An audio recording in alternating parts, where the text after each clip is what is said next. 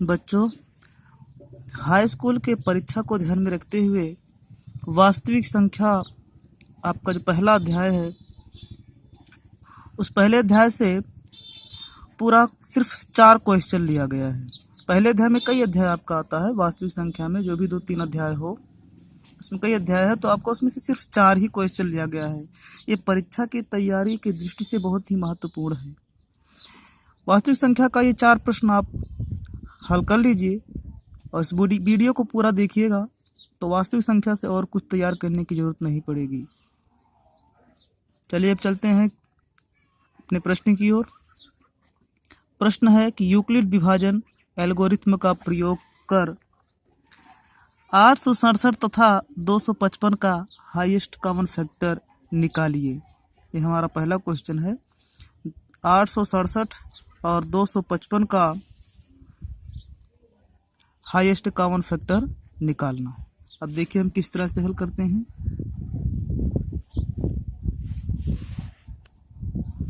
पहले हम ये देखते हैं 867 और 255, इन दोनों में कौन बड़ा है? तो हमको ये मालूम ही है कि 867 बड़ा है 255 से। 867 255 से बड़ा है। एल्गोरिथ्म का जो प्रयोग करना वो इस प्रकार होगा। 867 बराबर ये 255 कर दिया जाएगा। मतलब जो बड़ा है उसको हम पहले लिख करके बराबर 255 कर देते हैं और इसमें ऐसी संख्या को गुणा कराते हैं कि 867 आ जाए या इससे कम रहे, लेकिन इससे ज़्यादा नहीं होना चाहिए। तो कितने का गुणा कराना है ये हम यहाँ रफली भाग करके देख सकते हैं।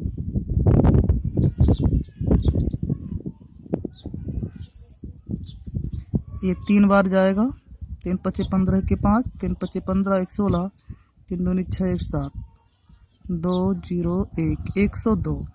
यानी कि अगर 255 में हम 3 का गुणा कराएंगे तो 765 आएगा और शेषफल आएगा 102। तो 3 का हम इसमें गुणा करा देंगे तो 765 और इसमें जब 102 जोड़ देंगे तो ये पूरा 867 बन जाएगा।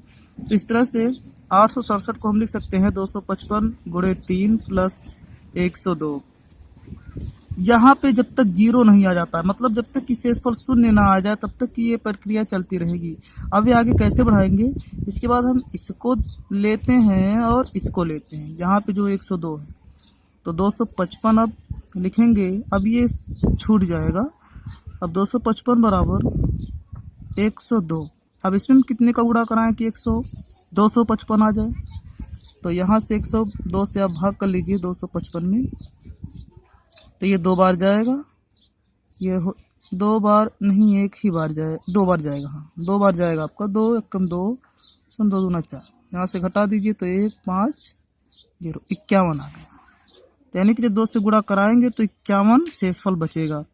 तो 2 से गुणा करा देंगे 102 में और 51 जोड़ देंगे 255 हो जाएगा। अभी भी यहाँ 0 नहीं आया है, तो फिर इसको और इसको ले लेते हैं।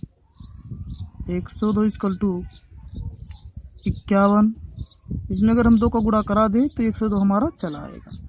तो 102 आ गया तो शेषफल अब 0 बचा। जब 51 में 2 का गुणा कराएंगे तो 102 आ जाएगा, तो शेषफल यानी 0 बचेगा। तो 0 इसमें हम जोड़ देंगे। जब यहाँ 0 हो गया तब ये प्रक्रिया अब आगे नहीं जाएगी। अब 51 जो है हमारा ये आंसर हो जाएगा। तो एल्गोरिथ्म के विभाजन के प्रयोग से 867 255 का इस नियमानुसार 52 जो है इसका हाईएस्ट कॉमन फैक्टर होगा। अब दूसरा क्वेश्चन देखते हैं। दूसरा क्वेश्चन क्या है? दूसरा है कि अभाज्य गुणनखंड विधि द्वारा 8 9 25 का हाईएस्ट कॉमन फैक्टर और लेटेस्ट कॉमन मल्टीप्लाई निकालिए। तो 8 9 25 का अभाज्य गुणनखंड विधि से लासा और मासा हमको निकालना है। तो अब हम अपने क्वेश्चन की ओर चलते हैं। 8 9 और 25 का मासा हमको निकालना है। मासा और लासा दोनों निकालना है अभाज्य गुणनखंड विधि से। तो अभाज्य गुणनखंड विधि का मतलब ये होता है कि इसे 8 है, इसका पहले अभाज्य गुणनखंड यहाँ पे लिख दीजिए, तो 2 2 और 2 गुणा कराएंगे तो 2 दूना 4 दूना 8। 9 का ऐसे करा सकते हैं 3 गुणे 3, 3 त्रिक का 9, 25 का 5 गुणे 5। ध्यान रहे यहाँ पर हर संख्या अभाज्य होना चाहिए, नहीं तो आप ये सोचिए कि 8 का हम 4 गुणे 2 कर दें तो 4 तो भाज्य है, इसलिए यहाँ सिर्फ अभाज्य संख्या होना चाहिए, तो 2 2 2 इस तरह से सबका। अब हमको निकालना है हाईएस्ट कॉमन फैक्टर, तो पहले हम हाईएस्ट कॉमन फैक्टर निकालेंगे। ये कितना होगा? हाईएस्ट कॉमन फैक्टर का मतलब ये होता है कि जो तीनों लाइन में मिलेगा आपका, 8 के गुणनखंड में, 9 के गुणनखंड में और 25 के गुणनखंड में, इन तीनों में जो मिलेगा वही हाईएस्ट कॉमन फैक्टर बनता है। पर ऐसा यहाँ कोई भी नहीं है जो तीनों में मिल रहा हो, इसलिए इसका हाईएस्ट कॉमन फैक्टर हम 1 ले लेंगे, क्योंकि 1 सब में मिल सकता है, हम सब में 1 का गुणा करा सकते हैं, कोई दिक्कत नहीं होगा, इसलिए सब में 1 हमारा जरूर मिलेगा, इसलिए इसका हाईएस्ट कॉमन फैक्टर 1 हो जाएगा। इसके बाद लेटेस्ट कॉमन मल्टीप्लाई हमको निकालना है, तो इसके लिए क्या करेंगे, इसका ये नियम होता है कि यहाँ तीनों लाइन में मिले या ना मिले इससे कोई मतलब नहीं होता, सब उतार लेते हैं, जो मिलता है वो भी उतरता है, लेकिन एक बार उतरेगा, जो तीनों में मिलेगा वो एक बार उतार लेते हैं, बाकी जो नहीं मिलता है हम उसको भी उतार लेते हैं। तो यहाँ से देखिए 2 2 2 ये कहीं नहीं मिल रहा, तो ये तीनों 2 आपका उतर जाएगा, फिर गुणा कराएंगे, फिर 3 कहीं नहीं मिल रहा है, 3 3 उतार लेंगे, फिर ऐसे 5 भी नहीं मिल रहा है तो 5 5 उतार लेंगे। अब इसका गुणा करा देंगे, 2 दूना 4, 4 दूना 8, 8 त्रिक 24, इधर 5 पचे 25 थी, 75, तो 75 में 24 से गुणा करा देंगे, 4 पचे 20 और 4 सते 28, 2 30, 5 दूना 10, 7 दूना 14, 1 15, 0 0 1800। इसका मतलब ये रहा 1800, इसका लेटेस्ट कॉमन मल्टीप्लाई। तो हमारा दूसरा क्वेश्चन भी सॉल्व हो गया। अब हमको तीसरे क्वेश्चन को सॉल्व करना है। तीसरा क्वेश्चन है कि हाईएस्ट कॉमन फैक्टर 306 और 657 का 9 है, दिया है ऐसा, और लेटेस्ट कॉमन फैक्टर 306 और 657 का ज्ञात कीजिए, मतलब हमको निकालना है। तो ये हमारा है तीसरा क्वेश्चन, हाईएस्ट कॉमन फैक्टर 306 और 657 का 9 दिया है, और लेटेस्ट कॉमन मल्टीप्लाई 306 और 657 का निकालना है। इसका मतलब है कि ये दो संख्याओं का मासा दिया हुआ है 9, और उन्हीं दोनों संख्याओं का हमको लासा निकालना है। तो अगर ऐसा प्रश्न है कि दोनों संख्या दी गई हो और उसका लासा या मासा दिया गया हो और दूसरा निकालना है, तो इसका सूत्र होता है highest common factor into latest common factor, latest common multiply equal to होता है पहला पद गुणे दूसरा पद। ये सूत्र है, ये जो है ये है सूत्र, हाईएस्ट कॉमन फैक्टर और लेटेस्ट कॉमन फैक्टर, यानी कि महत्तम समापवर्तक और लघुत्तम समापवर्तक, यानी लासा गुणे मासा बराबर होता है पहला पद गुणे दूसरा पद। तो इसी पे हम निकालेंगे, तो लासा गुणे मासा, हाईएस्ट कॉमन फैक्टर कितना है 9, इसको उतार लीजिए, और लेटेस्ट कॉमन मल्टीप्लाई तो हमको निकालना ही है, इसकल टू प्रथम पद गुणे द्वितीय पद, तो प्रथम पद 306 और दूसरा कितना है 657। अब 9 को हम उधर भेज देंगे, पक्षांतर कर देंगे, तो 9 इधर गुणा कर रहा है, तो इसका नियम है कि इधर भाग करेगा, तो latest common multiply equal to 9 से काट दीजिए इसको, तो 9 त्रिक 27, 3 30 36, 9 चौक 36, इतना आ गया। अब हमको इसका गुणा करा लेना है, तो हम इसका जो है गुणा करा लेते हैं।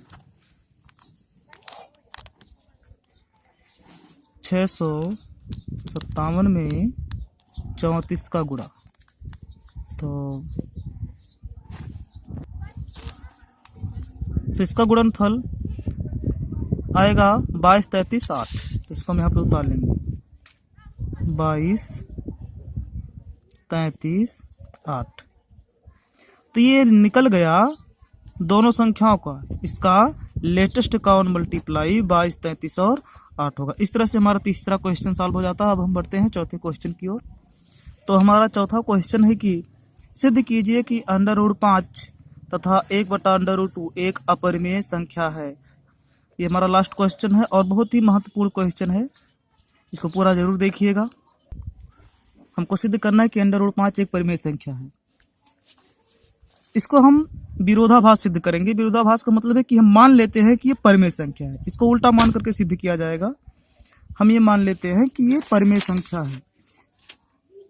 तो अगर ये परिमेय संख्या है तो इसको हम लिख सकते हैं P/Q। P/Q के रूप में लिख सकते हैं, चूंकि P/Q परिमेय संख्या होता है, लेकिन नियम है कि Q does not equal to 0। Q का मान 0 नहीं होना चाहिए, नहीं तो ये परिमेय संख्या नहीं रह जाएगी।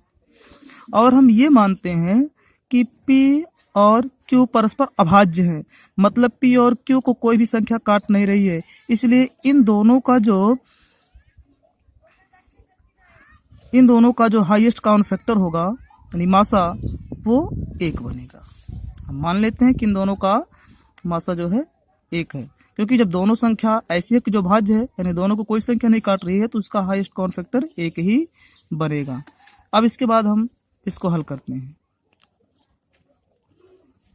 दोनों पक्षों का वर्ग कर देंगे, तो वर्ग करने पर ये 5 हो जाएगा, P²/Q²। Q को 5 के स्थान पे कर दीजिए और 5 को Q के स्थान पे कर दीजिए। इस तरह से देखिए, इस तरह से हम लिख सकते हैं, जहां 5 था वहां Q कर दिया गया, जहां Q था वहां 5, मतलब पक्षांतर किया गया। अब इसका तात्पर्य है कि 5 P को विभाजित कर रहा है। लिखेंगे चूंकि 5 P² को विभाजित करेगा। अगर 5 P² को विभाजित करेगा तो इसका मतलब है P को भी ये विभाजित जरूर करेगा, इसलिए 5 P को विभाजित करेगा। इसको हम समीकरण 1 मान लेते हैं। अगले लाइन से हम ये ले लेते हैं P = 5। अगले लाइन से हम P = 5 लेते हैं और दोनों पक्षों का वर्ग कर देते हैं, तो P² = 25A² बन जाएगा।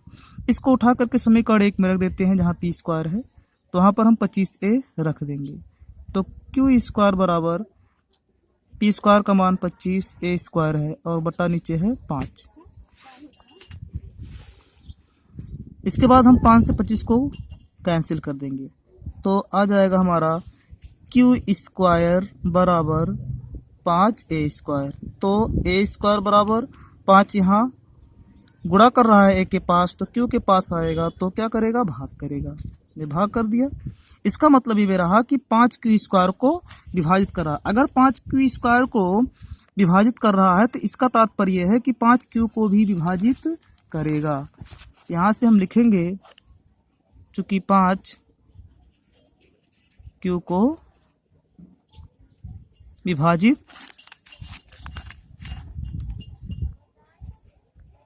कर रहा है, 5Q को विभाजित कर रहा है।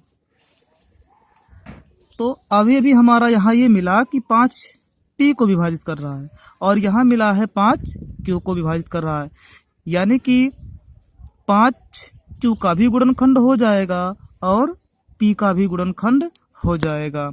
अगर 5Q का गुणनखंड है तो हम इसको Q × 5 लिख सकते हैं, क्योंकि 5Q का गुणनखंड है, और 5P का भी गुणनखंड है, क्योंकि P को विभाजित किया है, तो लिख सकते हैं P × 5। अगर हम इसका हाईएस्ट कॉमन फैक्टर निकालते हैं तो क्या मिलेगा, जो दोनों में मिलता है, मतलब हर जगह वही होता है, तो हो गया 5। यानी कि Q और P का जो हाईएस्ट कॉमन फैक्टर है वो है 5।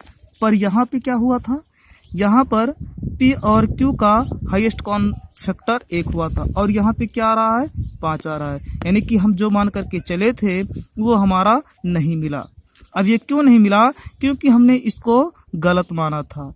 इसको गलत माना गया था कि √5 एक परिमेय संख्या है। अगर √5 एक परिमेय संख्या होता तो ये स्थिति सही होता, अगर 1 यहाँ है तो यहाँ भी 1 आता। इसका मतलब ये है कि अंडर रूट 5 जो हम परिमेय संख्या माने थे वो परिमेय संख्या नहीं है। लिखेंगे अतः अंडर रूट 5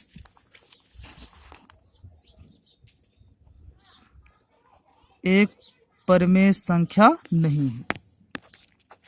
अब इसके बाद में हमको फिर ये सिद्ध करना है कि 1/√5 ये जो है परिमेय संख्या नहीं है। कैसे सिद्ध करेंगे?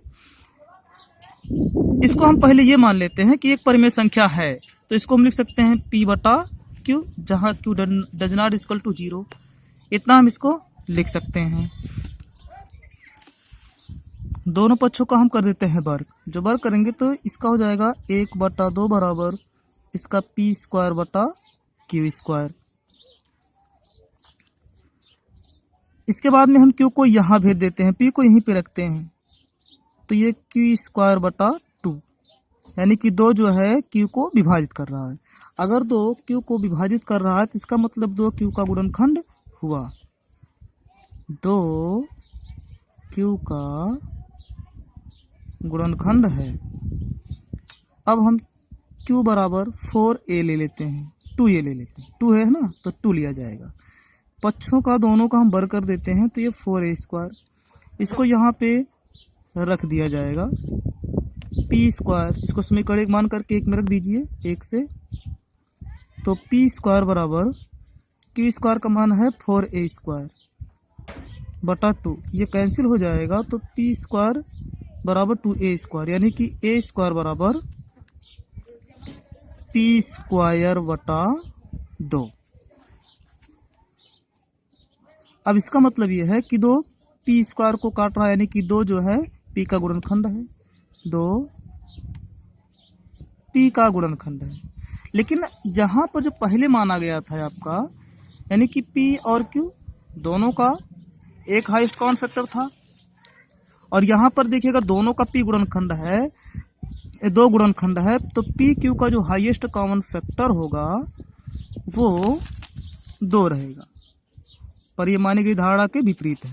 अतः अंडर√2 अपरिमेय संख्या 1/√2, 1/√2 एक अपरिमेय संख्या ही रहेगी।